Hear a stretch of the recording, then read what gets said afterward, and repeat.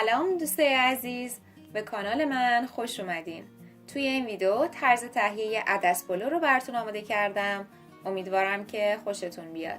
قبل از هر چیز اگر تا به این لحظه هنوز سابسکرایب نکردید لطفاً سابسکرایب کنید و دکمه زنگ رو بفشارید تا جدیدترین ویدیوهای کانال رو به روز دریافت کنید.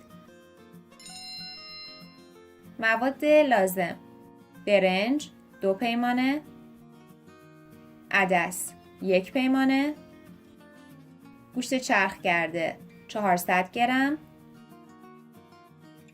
پیاز خلالی خرد شده 1 عدد متوسط، کشمش 1 پیمانه، گردو خرد شده 1/2 پیمانه، دارچین 1 قاشق چایخوری، زردچوبه 1/2 قاشق چایخوری و نمک و فلفل به میزان لازم. من عدس ها رو به مدت 4 ساعت در آب سرد خیس کرده بودم و در این فاصله 2 بار آب اون رو عوض کردم. روی حرارت متوسط گاز قرار میدم و اجازه میدم که عدس به مدت 20 دقیقه بپزه. داخل یک قابلمه دیگه مقداری آب گذاشتم جوش اومده و کمی نمک به اون اضافه کردم. برنجی رو که از قبل خیس کرده بودم آبش رو خالی میکنم و اون رو با آب در حال جوش اضافه میکنم. بعد از گذشت 5 الی 8 دقیقه عدس‌های پخته شده رو به برنج اضافه کرده و اون رو آبکش میکنم.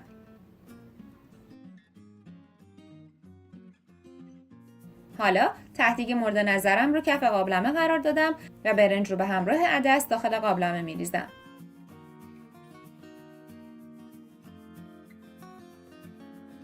روی اون یک دستمال قرار میدم و به مدت 40 دقیقه اجازه میدم که برنج کاملا دم بکشه.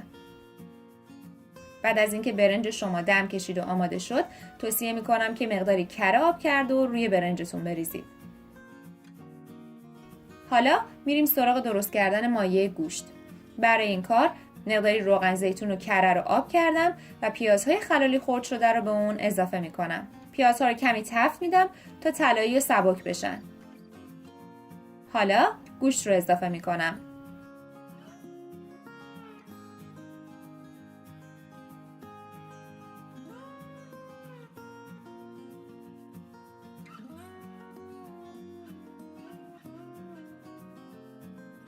گوشت رو تا حدی تفت میدم تا کاملا رنگش عوض بشه و بعد ادویه ها رو اضافه میکنم.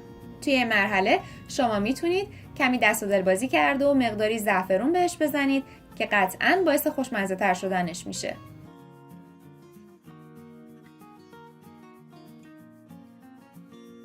حالا حرارت رو کم میکنم و به مدت 20 دقیقه اجازه میدم که مایه گوشت کاملا بپزه. در این حین داخل یک تابه دیگه مقدار کمی کره آب کردم و کشمش و گردو رو به همراه مقدار کمی کرنبری به اون اضافه میکنم و تفت میدم تا خوش عطر و خوشمزه بشن.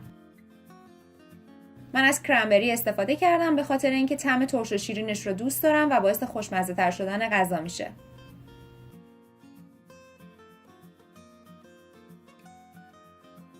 همونطور که ملاحظه میکنید عدس پلو ما آماده سروه. امیدوارم که حتما این غذای خوشمزه و مقوی رو درست کنید و از خوردن اون لذت ببرید. همچنین خوشحال میشم که اگر این ویدیو رو مشاهده کردید با دیگران به اشتراک بذارید. فراموش نکنید که لایک کنید و قطعا خودتون میدونید که سابسکرایب کرده و برای دریافت ویدیوهای با کیفیت عضو کانال بشید.